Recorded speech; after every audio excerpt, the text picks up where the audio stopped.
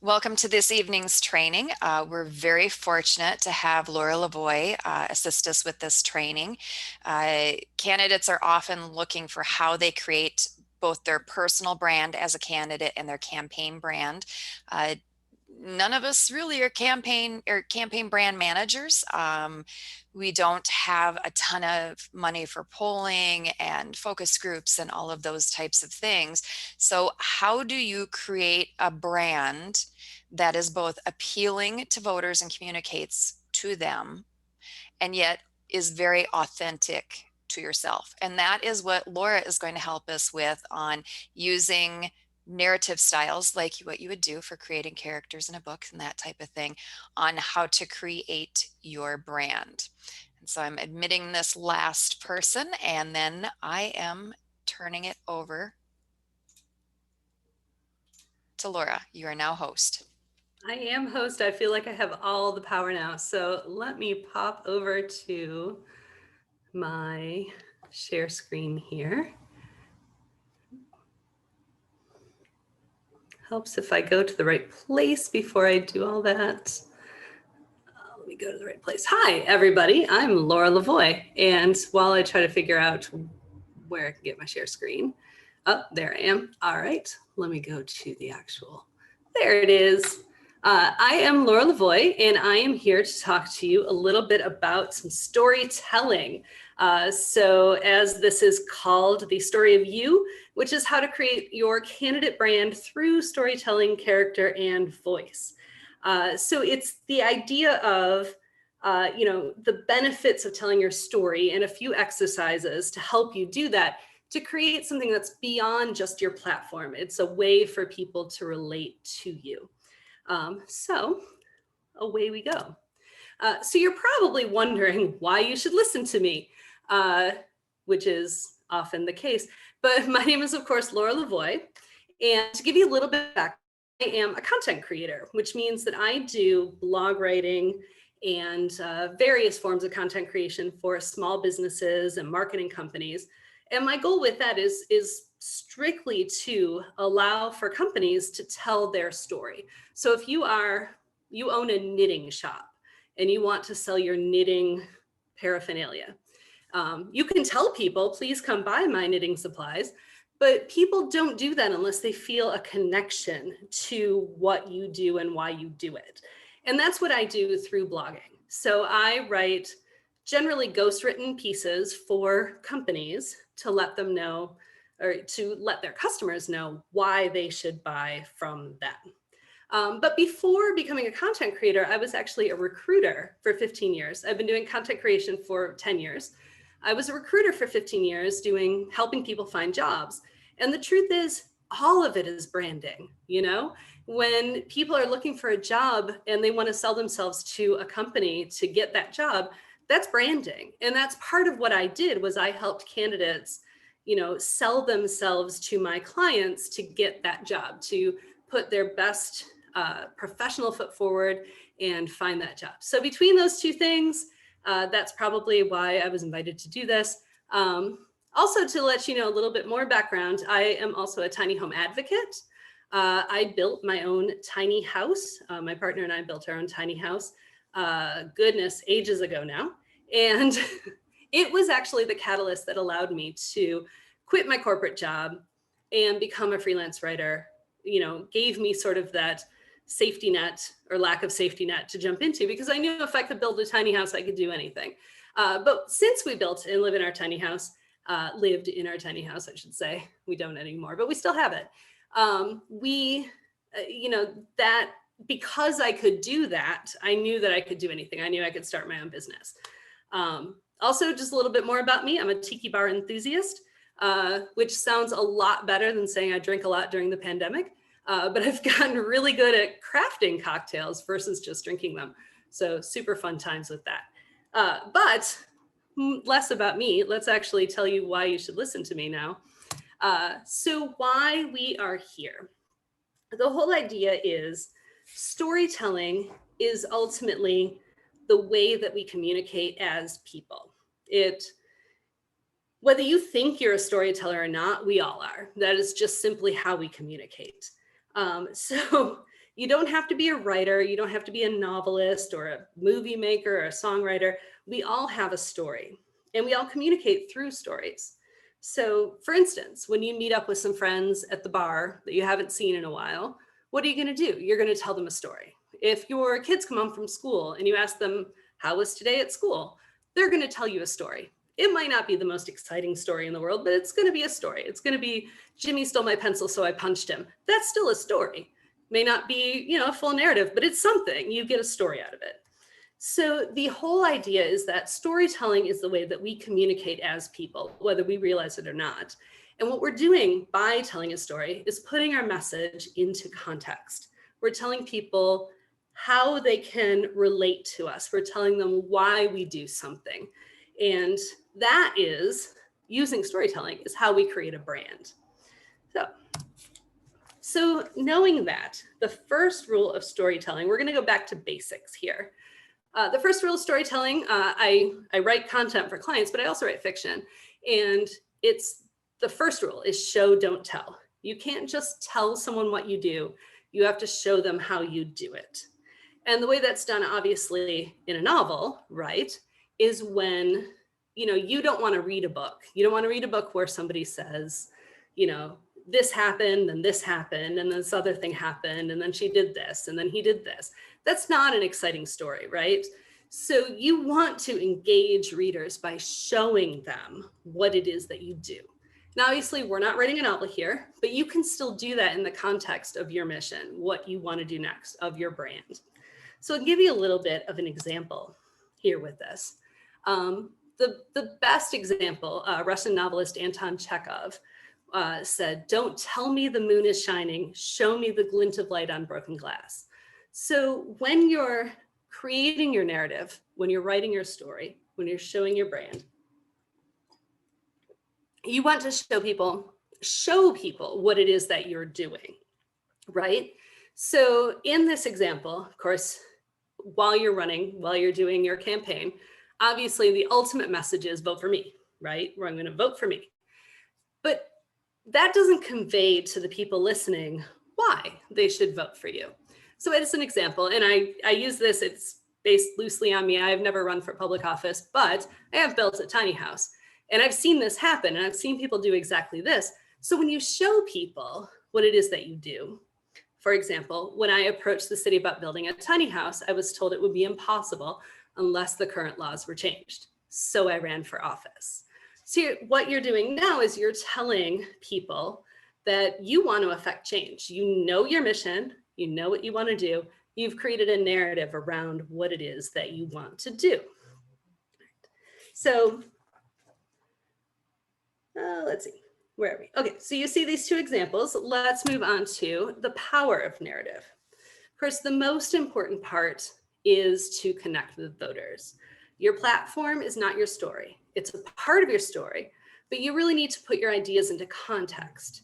So why do you believe what you do? What do you plan to do with it? How can you use your story to be of service? Those are the things that you want to communicate to your voters, your potential voter base. So, and of course, you also want to share your ideas. So even though your goal is to win, you can also make a huge difference by sharing your story and helping others understand what you're trying to do. It's cumulative, it's exponential. If you start a brand now, even if you don't happen to win this time around, you've built that brand. So you come back in and now people know who you are and what you stand for and what you do. And get involved in any level of politics at that point. People know who you are. They know your brand. They know what you stand for. That said, I tend to go pretty quickly. So let's slow it down a little. So let's slow it down to some practical things that you can do to enhance your brand through storytelling. So I have 3 exercises that I think will help you to help you find your voice. And that's essentially what you're doing. So it's like creating a character in a novel or a blog post. So for example, when I write a blog post for my client companies, I have to put myself in their mindset because I'm not them. I'm not a mortgage lender. For example, I write a blog for a mortgage lender. I am not one. So I need to put myself in his shoes and create the voice as if I am him. And obviously you're going to do this for yourself. So there are a couple of exercises that you can do to find your voice, which will help you find your character and that authentic self that you want to put forward to the people who will be voting for you. So I have 3 exercises and I'm going to go through. One is called 3 adjectives. The other is free writing. And the third is to determine cultural figures that can help you kind of hone your brand and your voice. So let's go ahead and start with some of these exercises. All right. So with 3 adjectives, I'm going to tell a little story here because, again, that's how we communicate as people. When I was in staffing, I would hear all kinds of stories about clients asking weird random questions in interviews. I'm sure you've been asked weird random questions in interviews, and most of them don't serve any purpose. The truth is they're not good at figuring out who is someone you should hire. What they are good at is figuring out who you are. So they don't tell the listener anything because the listener already has a preconceived notion, but they tell you a lot. And the story that I want to share is the one that stood out to me the most when I was doing recruiting. So I had someone come back to me after an interview and I asked how it went. And they said, well, they asked me the weirdest question. What could that possibly be? They said, if you were a car, what kind of car would you be? And that really stuck with me to this day. I think about it. This was probably 15 years ago. To this day, this sticks with me. What kind of car would you be? And I literally have thought long and hard about this answer. And ultimately, I decided for myself, I would be a Honda Element because I'm adorable, I'm quirky, and I'm very useful. So you don't have to put this in the context of what kind of car would you be. But picking 3 adjectives can help you kind of assess the most important things about yourself, the things that you want to use to describe yourself that you can then use to inform your brand. So my 3 adjectives that aren't automobile related, relatively the same, but I'm quirky, I'm funny, hopefully, sometimes, maybe you'll agree, maybe you won't, I don't know. And I'm helpful. And those are the things that are most important to me. And that's even what I want to project when I talk to my clients. I'm not going to be that, big agency blog writing content mill. I'm going to be a personalized service that understands who you are. I have a personality. I'm kind of funny. You enjoy working with me. I'm very helpful. I'm always reliable. So those are my adjectives. Those are the things that make my brand. So when you're picking your words, you want to think of, who are you? What is your authentic self? And you can kind of put that forward. So I challenge you after this to sit down and just pick the 3 adjectives. Heck, you can write down 20, but then pick 3 that you think best describe you. The next exercise that I would love for you to do is free writing. So free writing, I know it sounds like kind of new agey sort of stuff, but it really ultimately isn't. All free writing is sitting down with an empty page and a pen and just writing until you fill the page. So the challenge here is to write anything you can think of without trying to force yourself into a narrative. Babble, ramble, write nonsense, it doesn't matter. The point is what you're trying to determine through this. You fill up a whole page. And then once you go back, you can see what kinds of things that your mind tries to do when you're not thinking about it. So you may be surprised. It might not be telling a full story, but you may be surprised to find a word here, a phrase there, something else that might sort of trigger something that will ultimately be a great fit for your brand. So I definitely encourage you to do that. It's a great exercise. Honestly, it's a great exercise to journal anyway. So even if it's not just 1 page of free writing, to really develop your voice, it's great to just sit down and write. Even if you're not a writer, it's okay. It doesn't have to sound good. You're not going to publish it. You just want to actually write, and you'll kind of learn more about yourself as you do that. So the third exercise I would love for you to do to kind of determine your candidate brand is, who are the cultural figures who have influenced you? Everyone has a muse. It's totally okay to be inspired by people, and it's totally okay to use their ideas and context to help describe who you are. And I'll tell you what, people freaking love a quote. So you put a quote on your stuff with, definitely put the attribution, but put a quote on things, people love that. They just love it. I do it for my clients all the time. Anytime there's something they can relate to, they just love that. But that isn't the only reason you're going to look up cultural figures.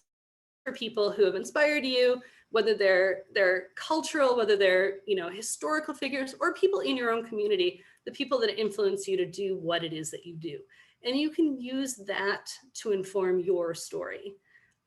So I encourage you to also take out a notepad, think about people from history that have inspired you. For myself as a storyteller, the first things that come to my mind are writers like Margaret Atwood, Octavia Butler. If only I could be as amazing as them. But I keep going back to those wells because they're amazing. So why not?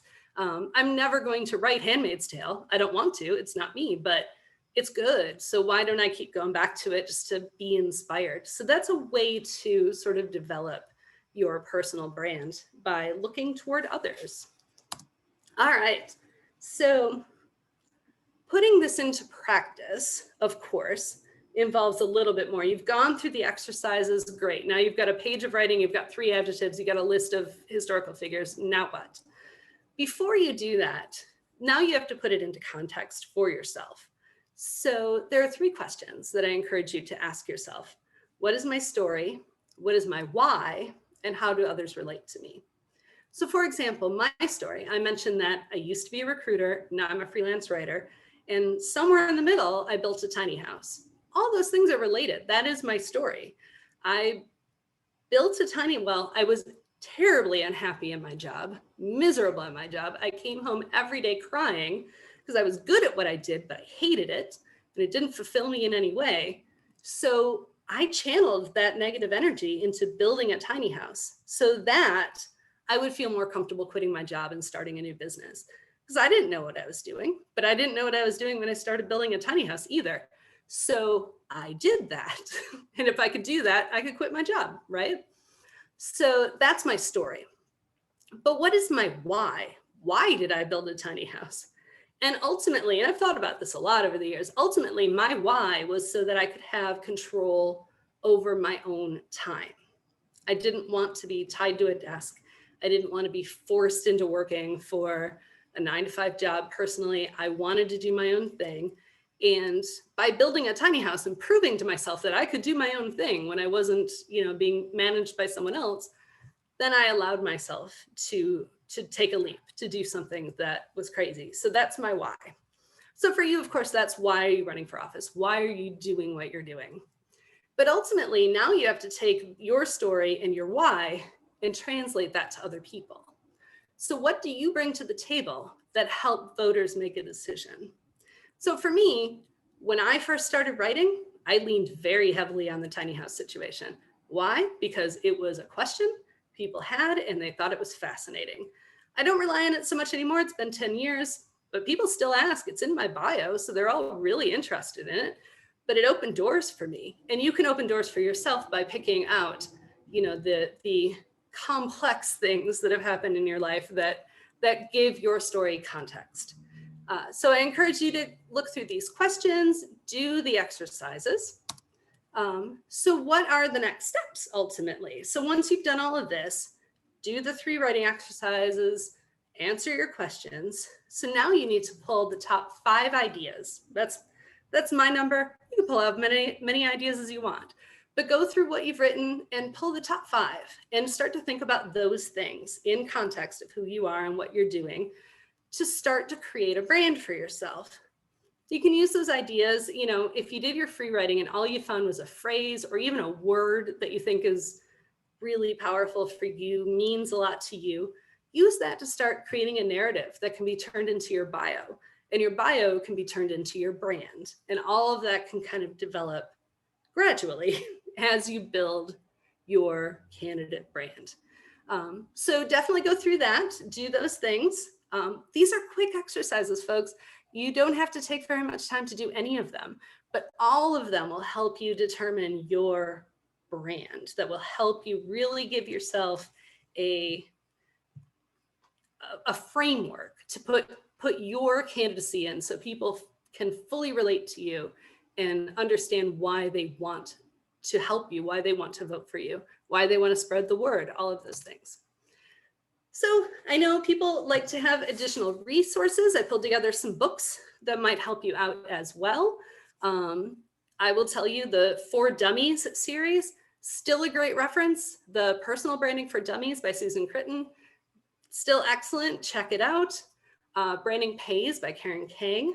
Reinventing You by Dory Clark, and one that's specifically related to the things I've been talking about today, Building a Story Brand. So that's, again, telling your story to get people to understand your brand. So building that narrative, building that creative voice, that character, your authentic self to tell your own story. Because ultimately that's what you're doing here. You're telling your story. You're just telling your story in a way that hopefully will get people interested and bring them to the polls or bring them to volunteer, bring them to help you out. So of course, ultimately, and I am mostly done with the actual presentation. So we'll get ready for some questions because I know there are hopefully some. But of course, you can always check me out online. And if you do have any questions, you can always email me. So check out my website, lmlavoie.com, or email me at lmlavoie@gmail.com. And hopefully I have been sort of helpful for you. That's my goal.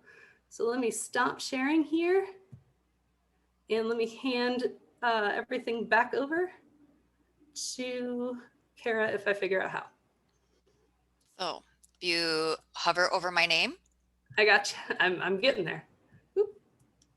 Here's your name. Click more. Oh, here you are. Yes, I do want to make you host. That's exciting. Yes. Well, thank you very much. Really appreciate everything. This has been excellent training. What people, especially when they're running for office, and whether you're doing a business or you're running for office or anything like that, a lot of it is the same, and people make decisions based on emotion, and then they backfill with reasons, and then they tell themselves that they made a logical decision, and that's not anything bad that I'm saying about anyone. That's how a normal human brain works. That's just how a normal human brain works. And so, these are the little lies we tell ourselves that our brain does that we don't even know is happening. So anytime you can connect with your prospective constituents on an emotional level, and you can connect with them, and they feel that you're doing something that they would like and that you're also a good person, that's that's going to get you forward on that. So I really appreciate it. But right now we have time for questions. So if anyone wants to ask a question in the chat, or if you would prefer to just unmute yourself and ask the question, please do so.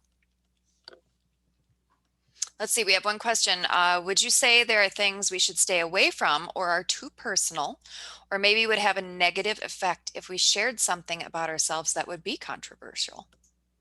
That is a really, really good question. And ultimately the answer is maybe. Like that's got to be something you decide for yourself. For a lot of candidates, an open book policy is exactly the right way you should go. For others, maybe you want to tone it back, be a little more conservative, but that's going to depend on a lot of factors that are not really branding related. They're going to depend on exactly your voter base, how conservative your area is, the kinds of people that you want to talk with. I personally am all for full disclosure. Like my clients can and do know anything about me that they want to, but ultimately I am looking for a business relationship. So if they decide they don't want to work with me because of something weird they read on the internet, well, maybe I don't want to work with them either. So making that decision for yourself as a candidate is going to really depend on the individual circumstances. But I encourage relatively full disclosure. Like be your authentic self, be as authentic as you can be. People will forgive a lot, they won't forgive a lie. Yes. And if they feel you've withheld something, they consider that a lie. Mm-hmm. And that can be part of, so this question kind of enters into crisis communications, which is a slightly different area. Where this gets into narrative and branding, what I would say to people is, do you want someone else to tell the story of you on that particular issue, or do you want to tell the story of you on that particular issue? But if you're just looking at run-of-the-mill TMI, I can't, I have no stones to throw on that glass house because I TMI all the time. That was perfect. Thank you. Do you have any other questions? Any other questions on how to develop your brand, how to use narrative? Any questions on problem areas you're getting into with trying to develop your brand? Yes, exactly, Essie. There's a difference between controversy and diplomatically controversial. Absolutely agree with that. Okay, any other questions? Otherwise, we're going to start to wrap this up. Laura gave you all homework. She gave you some writing exercises. This will be loaded up onto YouTube, just like I do every time. And for all of our candidates and campaign teams that get my newsletter every 2 weeks, I do a list of all the prior trainings, so you can always click back into them. So don't worry about taking notes. We will have that recording uploaded hopefully this evening. Let's see, how many people should be in your branding consultant circle? What's too many? That is a great question. Honestly, for your brand, for you, too many is any more than you. Because what you don't want to do is have somebody else, like, we're not talking corporate branding. We're not hiring the people that market Nike. We're talking about telling your story as your brand. So you don't want other people telling you what it is that you do or what you should do or how you should project yourself. You need to be authentically you. So sure, consult with friends, family, other candidates, people like that. Get some input, but ultimately you're the one that's going to decide what your brand is. And it's got to be personal to you. Otherwise, it's not going to be authentic. For name branding, can you use nicknames or pseudonyms? That is also a great question. Now, this is out of my realm of expertise because politically, I don't know what you should do. Obviously, if I write a novel, if I wrote a bodice ripper romance, I might not publish it under my own name. But I don't think the same is true when you're building, because what you're doing is you're building a brand around your personage. You want people to relate to you. And if use a nickname, sure. If you go by a nickname, that's fine. But to create a complete pseudonym for a candidate, for your political candidacy, I wouldn't recommend it. I think you want to be as authentically you as possible. There we go.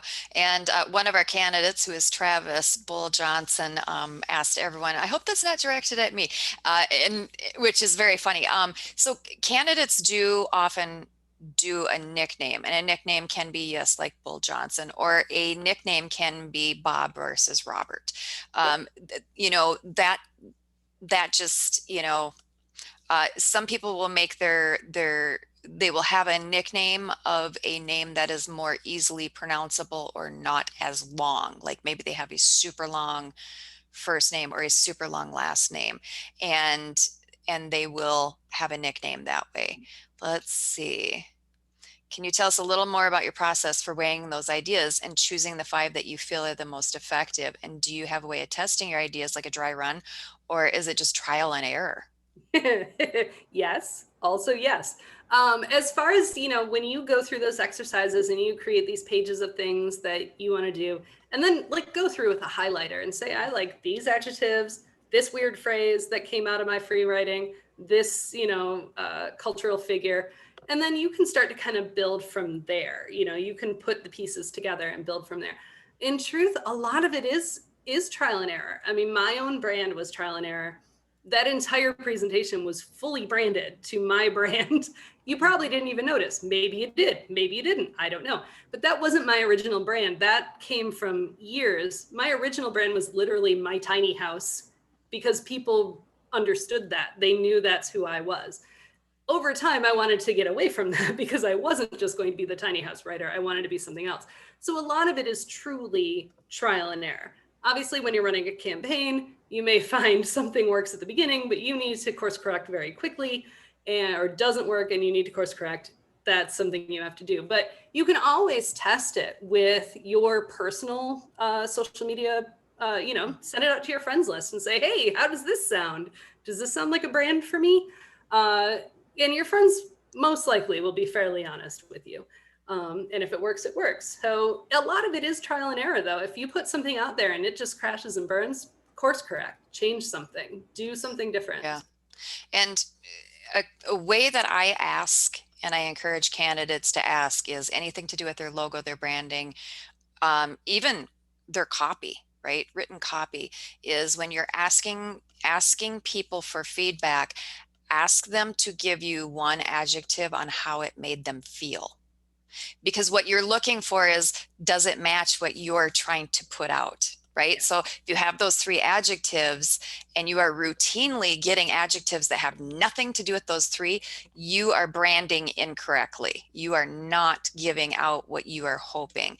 Okay, we've got a couple other questions here.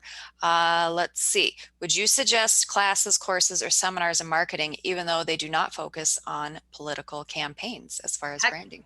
Heck yes, absolutely. Honestly, especially like I will tell you, I've been doing this for 10 years. If there's a free webinar, I sign up. Like, because why not?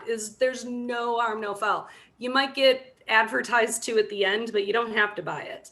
So yeah, take as many webinars, free marketing, do as many as you can. Even if they're targeting businesses or writers or whatever they're targeting, you can still pick out just enough information that can be useful for you moving forward. So yeah, the more knowledge you have, read books, do webinars, do all of that, the more equipped you'll be, the more arrows you'll have in your quiver. Okay, here's another question. What aspect of your life outside of public life, if any, do people seem to care about more than anything, or does the electorate really not care about anything like that? That is a great question. And I don't have personal experience with this as a candidate. I do as a business owner.